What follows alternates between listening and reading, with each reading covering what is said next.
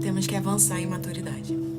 Tem um versículo que muitas das vezes a gente usa até como um jargão de consolo para quando as coisas não estão acontecendo como a gente gostaria, quando estão dando errado ou algo assim.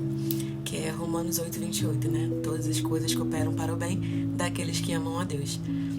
Mas existe uma revelação muito mais profunda com relação a esse versículo. E aí eu lembro da história de José, que foi perseguido, injustiçado, traído, vendido e tudo mais. E aí anos se passaram e ele teve a oportunidade de se vingar e ele não se vingou. Pelo contrário, ele mostrou a maturidade que ele recebeu em meio ao todo o processo que ele passou. Ele ainda aplicou esse princípio que a gente citou agora de Romanos. E quando a gente vê lá em Gênesis 50:19, eu vou ler aqui para vocês, ele diz assim: vocês planejaram o mal contra mim, mas Deus o tornou em bem, para que hoje fosse preservada a vida de muitos. Por isso, não tenham medo, eu sustentarei vocês e seus filhos. Ele decidiu não olhar para o que foi feito contra ele, e sim olhar para o que Deus fez, mesmo diante de toda essa situação, para um propósito maior. Sinceramente, eu acredito que Deus poderia ter feito José chegar onde ele chegou sem ter passado pelo que ele passou. Mas eu também sei que existem consequências de escolhas, né? E José colheu consequências do que ele falou, quando falou, com quem falou e como falou, né? E também teve consequências das escolhas dos irmãos, né? Enfim, mas independente disso, o foco é olhar para o propósito. Quando a gente enxerga o propósito, ele é muito maior do que essas circunstâncias. Então, não que não doa, né? Não que não haja sofrimento. A gente vê, tá escrito ali, né? E se a gente já percebe o sofrimento pelo que tá escrito, o que foi vivido foi muito maior. Mas quando a gente muda o foco, a gente percebe que o propósito é muito maior do que as dores e as circunstâncias que ele enfrentou.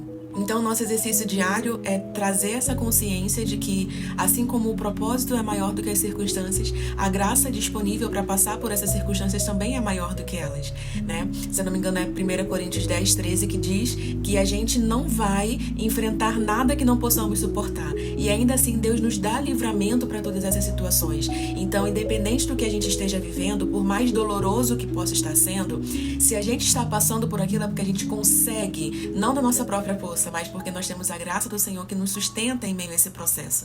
E aí o nosso exercício deve ser esse: Senhor, está doendo, Senhor, eu não parece que eu não vou aguentar, mas eu sei que a sua graça está comigo, me sustentando. Não sei pra você, mas pra mim, quando eu tiro o foco da minha dor e eu coloco na expectativa do que vai ser gerado a partir daquilo, torna o processo um pouco mais leve pra mim. Não que não doa, mas esse trocar o foco pra mim é algo bom, né? Então, eu fico realmente nessa expectativa de, meu Deus, o que tá sendo gerado aqui? Qual é o propósito maior que tá sendo alcançado disso aqui? Esses processos que a gente enfrenta também são uma resistência para que esses propósitos do Senhor não se cumpram. Então, a gente precisa permanecer firme em meio a esses processos, em meio a essas dificuldades que surgem, porque tanto a gente precisa se posicionar para que o propósito se cumpra, quanto também a gente precisa receber as estruturas para que estejamos prontos para viver esse propósito. Deus fez com que todo o processo de dor que José viveu cooperasse para que ele pudesse ter gerado essa estrutura dentro dele e essa maturidade para que ele pudesse viver com excelência esse posto que ele recebeu de governador, né? E cumprir o propósito maior que Deus tinha para a vida dele, que inclusive não era só sobre ele, era muito além dele, né? Então, que a gente possa olhar também para nossa vida dessa forma, a gente enxergar, e quando a gente não conseguir enxergar, a gente pedir ao Senhor: Senhor, me mostra em meio a essa dor, em meio a esse processo, qual estrutura está sendo gerada em mim, o que eu estou aprendendo aqui, o que está me fortalecendo, o que está me amadurecendo, o que está sendo gerado em mim para um propósito maior, porque a gente muda o foco e torna o processo mais leve. Então vamos crescer na revelação de quem Deus é, no conhecimento da sua palavra, e olhar para a Bíblia com o propósito pelo qual ela foi criada, ela foi escrita, que é para o nosso ensinamento.